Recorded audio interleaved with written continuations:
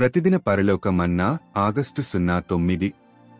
నీలోనున్న వెలుగు చీకటేయున్న ఎడల ఆ చీకటి ఎంతో గొప్పది. మత్తయి 6:23.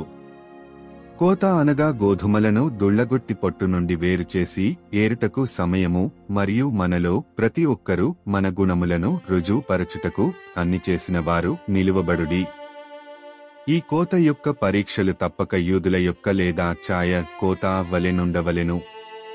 వాటిలో ఒకటి సిలువయున్నది, మరొకటి క్రీస్తు ప్రత్యక్షతయున్నది, మరొకటి దీనత్వము, మరొకటి ప్రేమయ్యున్నది.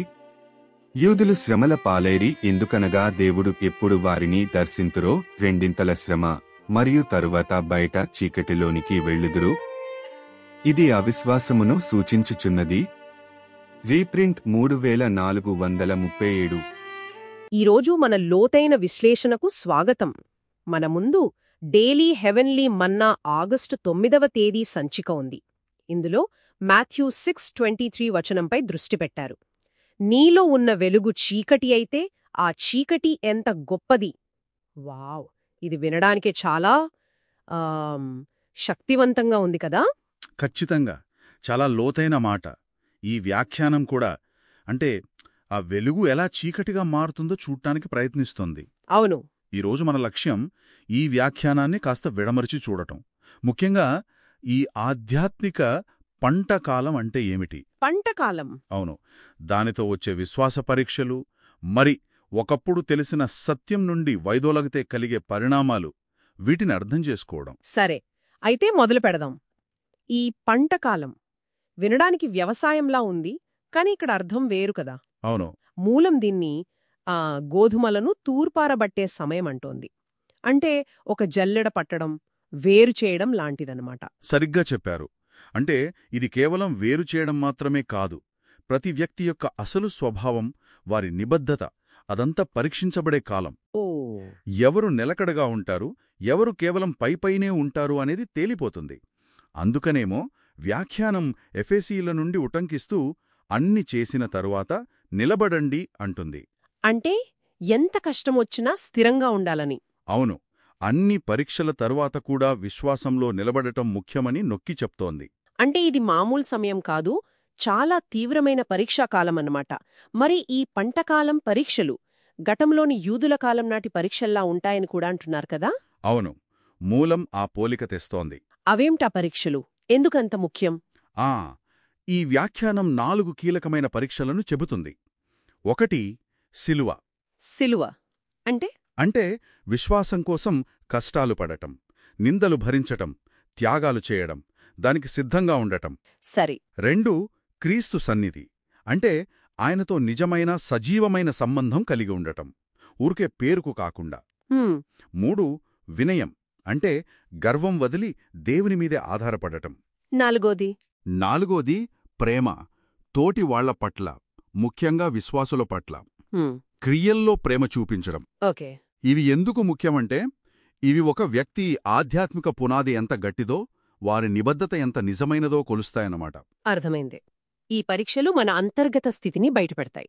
మరి ఈ పరీక్షలను గుర్తించకపోవడం గురించి మాట్లాడుతూ మూలం యూదుల గురించి ప్రస్తావించిందని అన్నారు కదా, తమ దర్శన కాలాన్ని గుర్తించలేదు అని. అవును. దానికి దీనికి సంబంధమేమిటి? అది మంచి ప్రశ్న. వ్యాఖ్యానం ఆ చారిత్రక ఉదాహరణను ఒక హెచ్చరికలా వాడుతోంది. హెచ్చరికగా? అవును. అంటే చూడండి, యూదులు తమ చరిత్రలో ఒక ముఖ్యమైన ఆధ్యాత్మిక అవకాశాన్ని, వాళ్ల దర్శనకాలాన్ని గుర్తించలేకపోయారు కదా. అవును. అలాగే ఈ రోజుల్లో కూడా మన జీవితాల్లో ముఖ్యమైన ఆధ్యాత్మిక క్షణాలను, పరీక్షలను లేదా దేవుని పిలుపును గుర్తించకుండా పోయే ప్రమాదముందని ఇది సూచిస్తోంది. అంటే మనం కూడా అవకాశం కోల్పోవచ్చనమాట. అవును. గతాన్ని గుర్తుచేస్తూ వర్తమానంలో మనం ఆధ్యాత్మికంగా మెలకువగా ఉండాలి, అవకాశాలు జారవిడుచుకోకూడదు అని నొక్కి చెబుతోంది. ఇది నేరుగా మాథ్యూ 6:23 హెచ్చరికకు దారితీస్తోంది. వెలుగు చీకటిగా మారటం. ముఖ్యంగా ఒకప్పుడు వర్తమాన సత్యం అనే వెలుగును చూసి ఆ తర్వాత దాని నుండి దూరమై బయటి చీకటిలోకి వెళ్లేవారి పరిస్థితి రెట్టింపు బాధాకరమని మూలం చెప్పడం. అది చాలా గంభీరంగా అనిపిస్తోంది. నిజమే. అసలు ఈ వర్తమాన సత్యమంటే ఏమిటి? దాన్ని కోల్పోవటం ఎందుకంత తీవ్రమైన విషయం? ఈ వ్యాఖ్యానం ప్రకారం చూస్తే వర్తమాన సత్యమంటే బహుశా ఆ కాలానికి దేవుడిచ్చిన ప్రత్యేకమైన జ్ఞానం లేదా అవగాహన, ఆ సమయానికి అవసరమైన మార్గదర్శకత్వమేమో. ఓకే. దాన్ని ఒకసారి తెలుసుకుని, అనుభవించి, ఆ తర్వాత దాన్ని వదిలేయడం లేదా తిరస్కరించడం అది అసలు ఏమీ తెలియని వాళ్లకంటే చాలా ఘోరమైన పరిణామాలకు దారితీస్తుందని వాదన. అంటే బయటి చీకటికి. అవును, దాని స్పష్టంగా అవిశ్వాసమని కూడా పిలుస్తోంది మూలం. ఎందుకంటే ఇది అజ్ఞానం కాదు కదా, తెలిసి తెలిసి వెలుగు నుండి చీకట్లోకి వెళ్లడం. అవునవును. అందుకే ఆ చీకటి గొప్పది అంటున్నారు.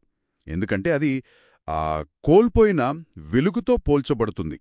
అంటే జ్ఞానం పొందాక బాధ్యత ఎక్కువుంటుందని అర్థం. ఇది నిజంగా ఆలోచించాల్సిన విషయమే. కాబట్టి ఈ విశ్లేషణ నుండి మనం తీసుకునే ముఖ్యమైన అంశాలు: 1, ఈ పంటకాలమనేది ఒక ఆధ్యాత్మిక పరీక్షా సమయం. అవును. శిలువ, క్రీస్తు సన్నిధి, వినయం, ప్రేమ, వీటి ద్వారా మన అసలు స్వరూపం బయటపడుతుంది. సరిగ్గా. ఇక అన్నిటికంటే ముఖ్యమైన హెచ్చరిక: ఒకసారి ఆధ్యాత్మిక సత్యం, ఆ వెలుగు తెలిసాక దానినుంచి వెనక్కి తగ్గితే అది చాలా తీవ్రమైన ఆధ్యాత్మిక చీకటిలోకి నెడుతుంది. అవును, అదే ప్రధానమైన హెచ్చరిక.